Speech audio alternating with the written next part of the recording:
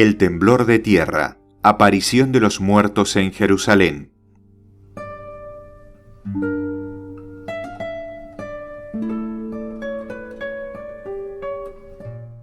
Cuando murió Jesús, yo vi su alma semejante a una forma luminosa penetrar en la tierra al pie de la cruz, con ella una multitud brillante de ángeles, entre los cuales estaba Gabriel.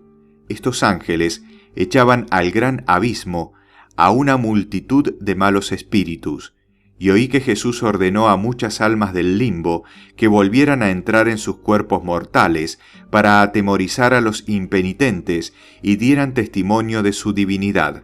El temblor de tierra que quebró la roca del Calvario causó estragos, sobre todo en Jerusalén y en Palestina. Apenas habían recobrado el ánimo en la ciudad y en el templo al volver la luz del sol, cuando el temblor que agitó la tierra y el estrépito de los edificios al hundirse causaron temores mucho mayores. Este terror se convirtió en pánico cuando la gente que huía llorando encontraban en el camino súbitas apariciones de muertos resucitados que los reconvenían y amenazaban en el lenguaje más severo. En el templo, el sumo sacerdote y los demás sacerdotes habían continuado el sacrificio del Cordero Pascual, interrumpido por el espanto que les causaron las tinieblas, y creían haber triunfado con la vuelta de la luz, mas de pronto la tierra tembló bajo sus pies, los edificios vecinos se derrumbaban, y el velo del templo se rasgó en dos de arriba abajo. Al principio, un terror extremo los dejó unidos, pero luego se vieron sacudidos por los más incontrolables llantos y lamentaciones.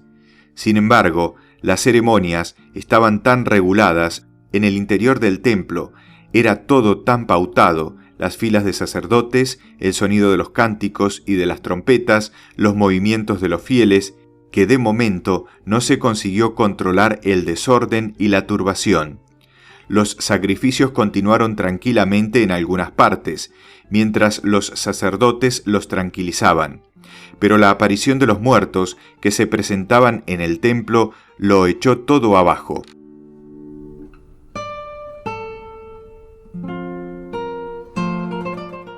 Y la gente huyó despavorida tan deprisa como pudo. En la ceremonia no quedó nadie, y el templo fue abandonado como si hubiera sido manchado.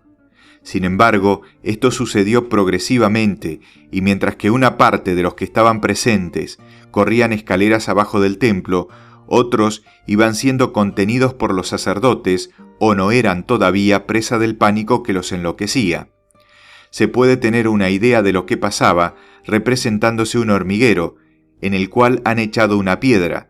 Mientras la confusión reina en un punto, el trabajo continúa en otro, y aún el sitio agitado vuelve a recobrar el orden durante algunos momentos.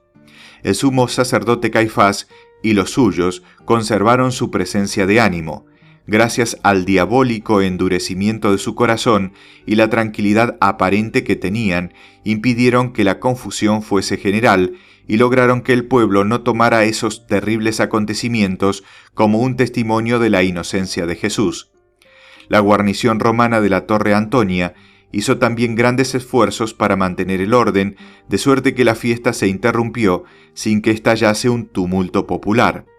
Todo se convirtió en agitación e inquietud que cada uno llevó a su casa y que la habilidad de los fariseos había conseguido con éxito calmar en parte.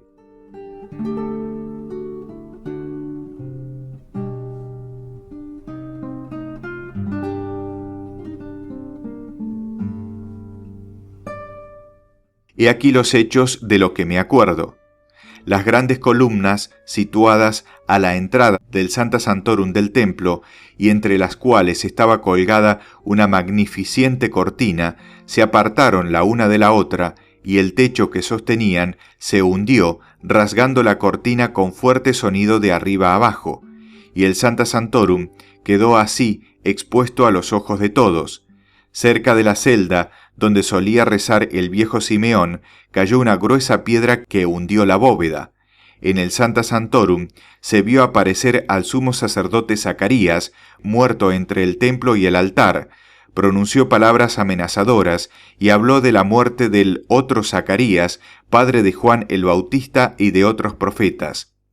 Los dos hijos del piadoso sumo sacerdote, Simón el Justo, se aparecieron cerca del gran púlpito y hablaron también de la muerte de los profetas y del sacrificio que ahora se había cumplido. Jeremías se apareció cerca del altar y proclamó con una voz tronante el fin del antiguo sacrificio y el principio del nuevo. Estas apariciones, que habían tenido lugar en un sitio al que sólo los sacerdotes tenían acceso, fueron negadas o calladas y se prohibió severamente hablar de ellas. Se oyó un gran ruido, las puertas del Sancta Sanctorum se abrieron y una voz gritó: «Vayámonos de aquí». Entonces vi ángeles alejándose de allí. Nicodemo, José de Arimatea y otros muchos abandonaron también el templo. Muertos resucitados se veían todavía andando por la ciudad. A una orden de los ángeles entraron finalmente en sus sepulcros. La cátedra del atrio se derrumbó.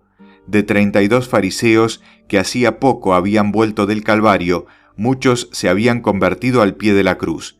Y en el templo, comprendiendo perfectamente lo que estaba pasando, hicieron duros reproches a Anás y Caifás y dejaron la congregación.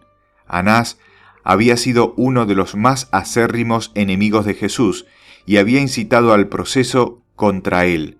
Pero ahora, viendo todos esos acontecimientos sobrenaturales, estaba casi loco de espanto y no sabía dónde esconderse. Caifás quiso confortarlo, pero fue en vano. La aparición de los muertos lo había consternado. Caifás, aunque lleno de terror, estaba tan poseído del demonio del orgullo y de la obstinación, que no dejaba ver nada de lo que sentía, y oponía una frente de hierro a los signos amenazadores de la ira divina.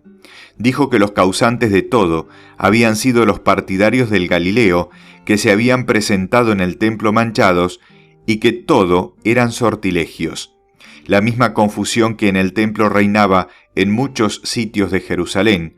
Los muertos caminaban por las calles, las casas se derrumbaban, así como también los escalones del tribunal de Caifás, donde Jesús había sido ultrajado, y una parte del hogar del atrio, donde Pedro había negado a Jesús, cerca del palacio de Pilato, se partió la piedra del sitio, donde Jesús había sido mostrado al pueblo, y una parte de las murallas de la ciudad se derribaron.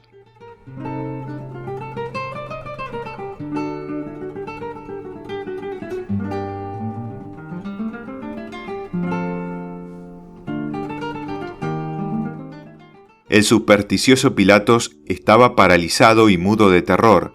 Su palacio se tambaleaba sobre sus cimientos y la tierra no cesaba de moverse bajo sus pies. Él corría enloquecido de una habitación a otra.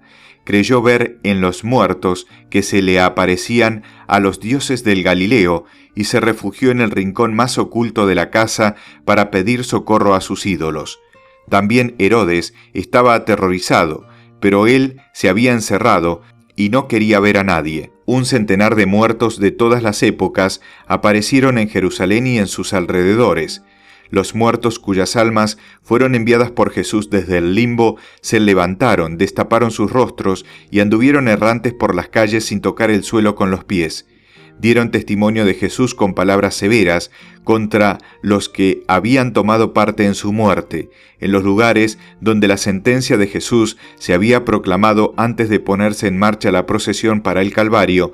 Se detuvieron un momento y gritaron: «Gloria a Jesús por los siglos de los siglos», y condenación eterna para sus verdugos. Delante del palacio de Pilatos exclamaron: «Juez inicuo».